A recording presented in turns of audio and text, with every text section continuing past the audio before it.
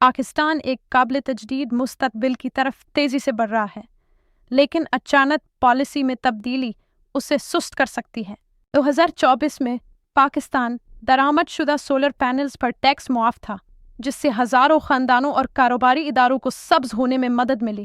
لیکن 2024-25 کا بجٹ درآمد شدہ شمسی پینلز پر 18% سیلز ٹیکس کی تجویز پیش کرتا ہے۔ عوام نے سخت مزاحمت کی اور قانون سازوں نے سنا۔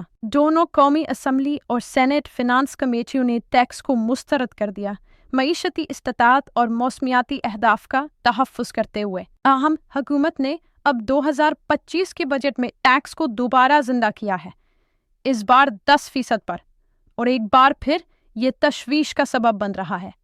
کیوں؟ کیونکہ یہ شمسی توانائی کو مہنگا بناتا ہے، پاکستان کے صاف توانائی کے اہداف کو خطرہ میں ڈال دیتا ہے اور لوگوں کو مہنگی آلودہ گرڈ بجلی کی طرف واپس لے جا سکتا ہے۔ پاکستان نے 2030 تک 60% صاف توانائی کا وعدہ کیا ہے۔